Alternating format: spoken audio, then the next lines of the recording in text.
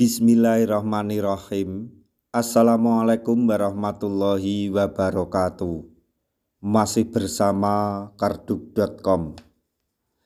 Pada video kali ini kami akan menyampaikan kabar terbaru sekaligus kabar gembira bagi para tenaga honorer, khususnya tenaga honorer yang telah mendaftar atau mengikuti seleksi P3K 2024 tahap 1 terkait dengan pengumuman hasil seleksi P3K tahap 1, yaitu tenaga honorer dipastikan lolos 100% menjadi ASN di seleksi P3K tahap 1.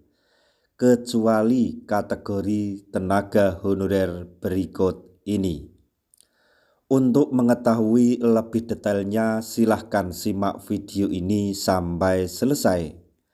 Tapi sebelum kami lanjutkan, bagi rekan-rekan yang baru menemukan channel ini, tekan like dan subscribe-nya, dan juga tekan lonceng notifikasinya supaya nanti bisa mengetahui informasi terbaru terkait dengan seleksi P3K dan pengangkatan tenaga honorer menjadi ASN P3K tahun 2024. Sekarang mari kita simak dan cermati penjelasan yang ada di video ini supaya nanti tidak gagal paham. Hasil seleksi P3K tahap 1 akan diumumkan yang sekarang ini sudah berlangsung antara tanggal 24 sampai 31 Desember 2024 kepada setiap para tenaga honorer. Formasi P3K tahap 1 ini dibuka 100% untuk mengangkat tenaga honorer XTHK 2 dan non-ASN terdata di database BKN. Hasil seleksi P3K tahap 1 ini dibuka secara bertahap dan yang menariknya di beberapa instansi yang telah dibuka tidak ada status atau dengan tanda TL atau tidak lolos. Hal ini semakin memperkuat komitmen pemerintah bahwa P3K tahun 2024 ditujukan 100% untuk mengangkat tenaga honorer. Jadi berita tersebut bahwa 100% formasi ditujukan untuk tenaga honorer tidak hoak. Itu sudah terbukti di seleksi tahap 1 ini. Adapun kode yang perlu diperhatikan oleh para tenaga honorer di seleksi P3K ini adalah sebagai berikut. Yang pertama, L. Tenaga honorer tersebut artinya lulus.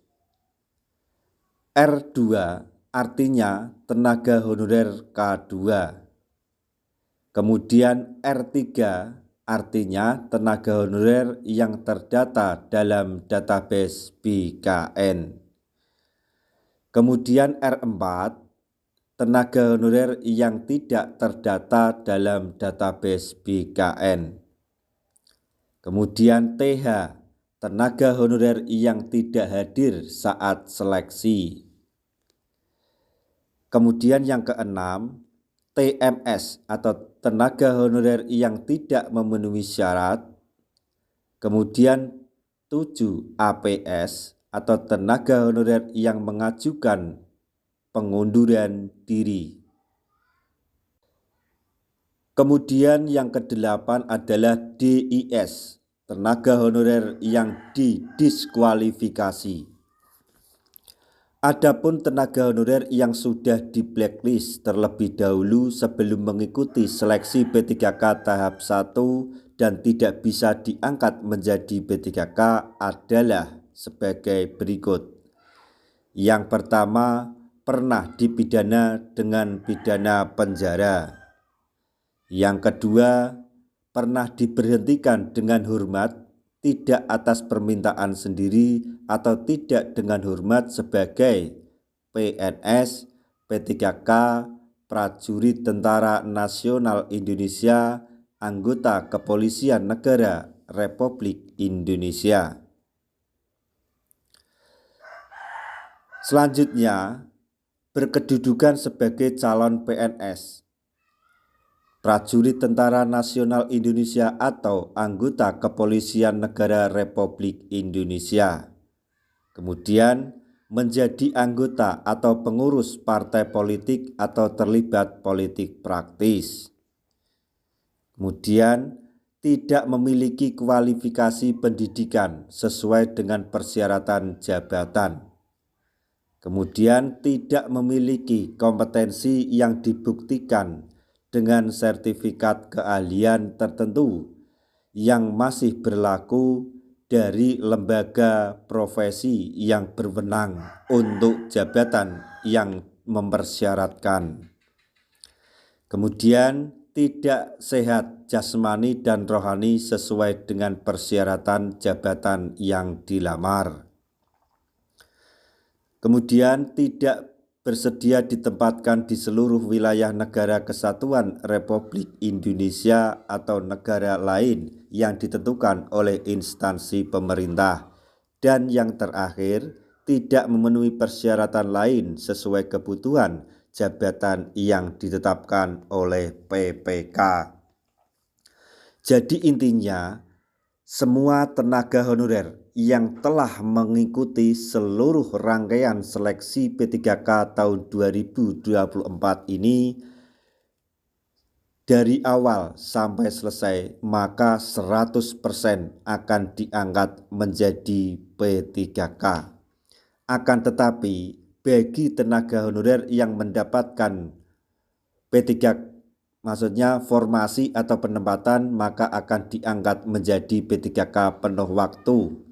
Dan tenaga honorer yang tidak mendapatkan formasi maka akan diangkat menjadi P3K paruh waktu.